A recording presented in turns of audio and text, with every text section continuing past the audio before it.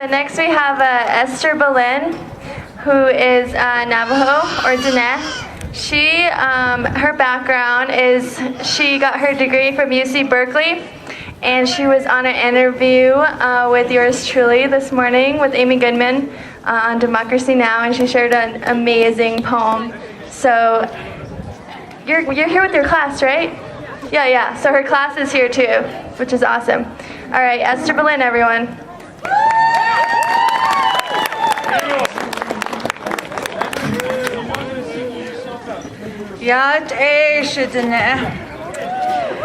This morning or this afternoon, I'm going to share a little bit of my writing, but I think the significance of this event and why so many people have gathered here today is really to discover the richness in our country, and also the invisibility, to really acknowledge that.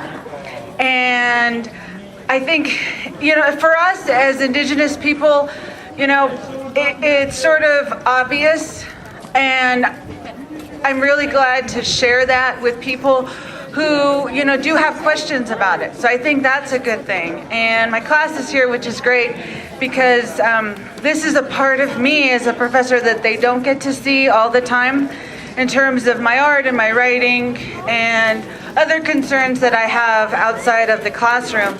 And one of the research projects that I've been working on, I guess since I started as an undergrad, has been around this idea of identity politics, and mostly the abstraction that we have with the English language, and how we create images out of abstract letters, and how that becomes part of who we are, and how we allow political boundaries like states to identify who we are.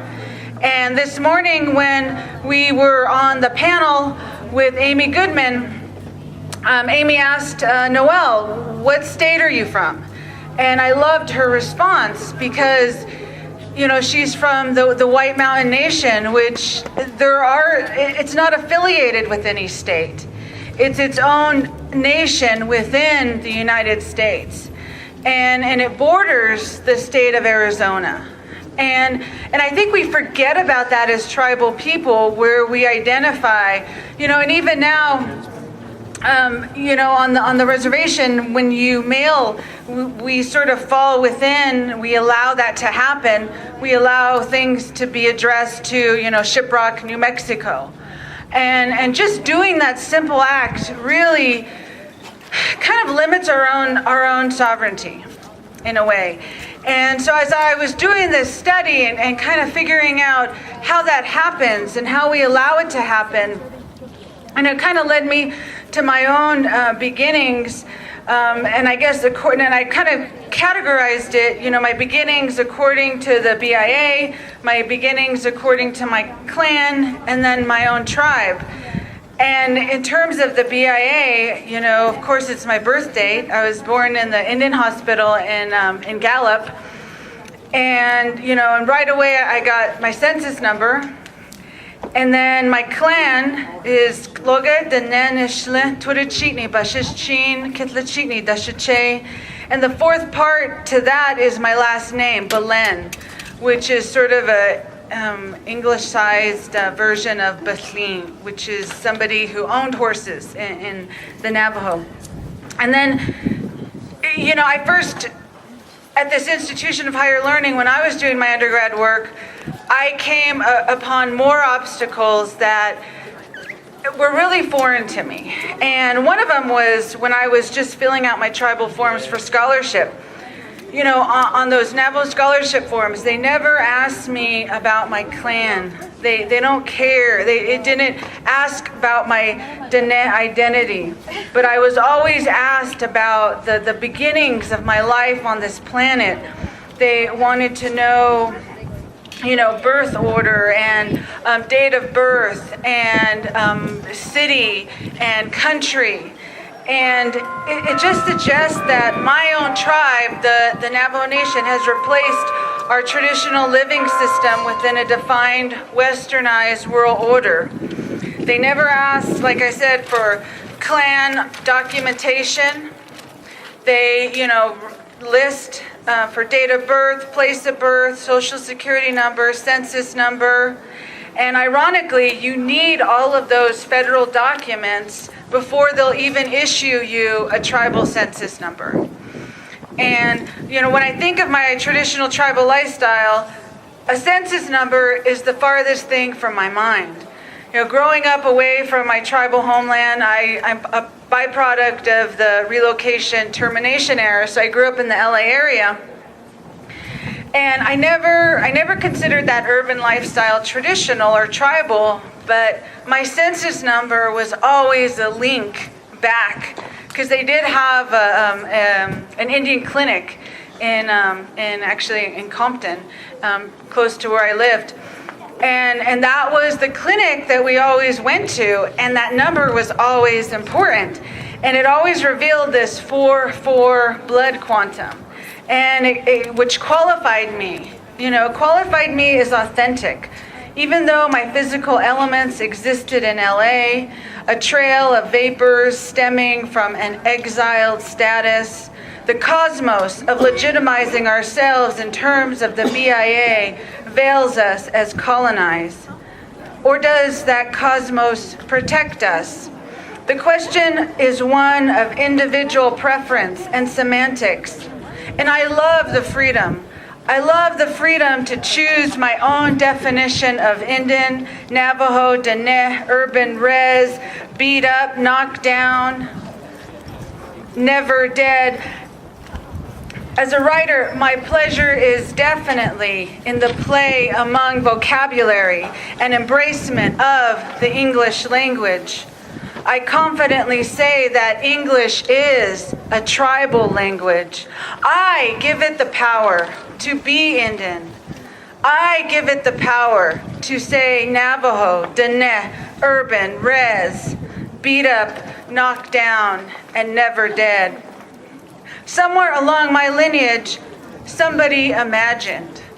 And I love that phrase that, my mom was constantly saying to us as kids in the LA area. You have to imagine these things and create things for yourself in terms of survival. And I didn't really understand that as a child. I mean, I knew that we were different on our block, mostly Latinos, and we had a lot of Vietnamese immigrants, and at that time they called them boat people that were seeking political asylum in the U.S. post-Vietnam era, and so I reimagined myself. I recreated our Dene worldview wherever home was established. And in that manner, in which I was raised in a small town south of downtown LA, was an extension of the Dene way of life.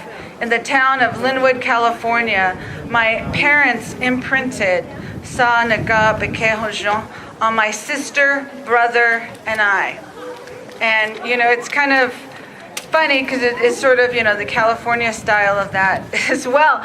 Because, even though we were that planted in the LA area with that Navajo worldview, I was also 15 minutes away from the ocean. And so that became one of my homes as well, getting renewed in that water.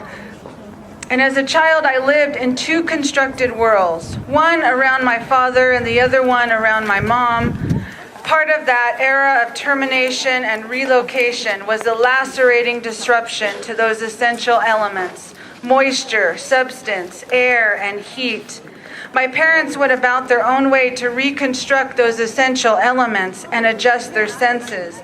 Moisture emerged from the oceanic tug of the Pacific, its salty breath, a helix of sea ribbons in coherence with the splashing surf, an anchor, my limbs winding to warm undercurrents and gulping riptides, the salty tears held in the drinking vessel between my internal organs and fatty tissue now hold my substance.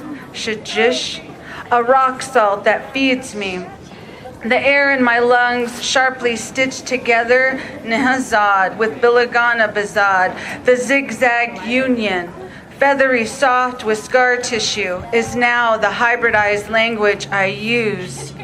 California heat snapped as refined as lightning and usually emerged from my father. The fire in his water sourced flames, barbed deeper than the ultraviolet sun.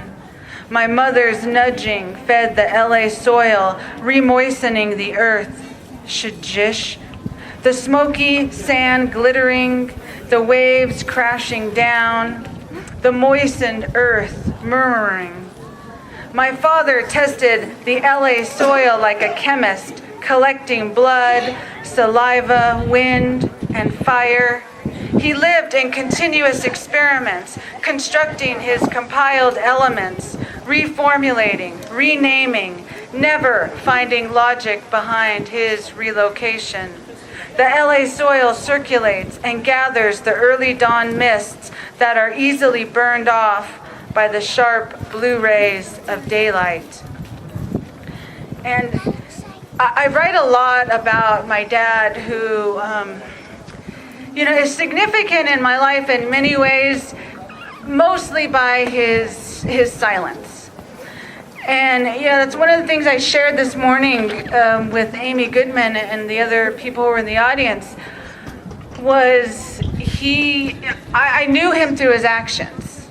And a lot of the trauma that incurred through the boarding school, through the workforce, the working class in the LA area in circa 50s, early 60s, was hard for him to articulate. And I saw it in the actions. I saw it in the silence. I saw it in the moods. And one thing I definitely took from him, I think, was this need to experiment. And I like to see him as this chemist who was constantly checking his soil and his climate and his boundaries. And my father was also social. Both my parents are really social. But my dad, his social life was, every weekend at one of the local bars called Two Way Inn. And he was a pool shark in some ways. They had, at that time, pool tournaments. And he would come home, I remember, late, or early Sunday mornings with trophies, and he would talk about that life, that he could actually express himself through his action. And I didn't really understand that, I think, until, I entered, ironically, when I was an undergrad at UC Berkeley. And I already had, through words, people had identified what a Native American woman is, Native American artist or mother, and I had expectations laid on me. And it was through my actions I realized later on that that's how I would redefine myself. And it was who now is our tribal vice president, Rex Jim, who I sat on a panel with years ago when he was just known as a poet and academic, that he kind of said, you know what, because English is my first language primarily, and he said, English is your tribal language. He's like, you have a gift to manipulate it, and you have a message to say. And he's like, you have tribalized it. You have recognized areas that he felt he couldn't. So I appreciate my time here and being able to give back, to share some of that memory from, LA. And I have no problem being called an urban Indian. I can deal with that. I enjoy that. LA is still one of my homes. So yeah.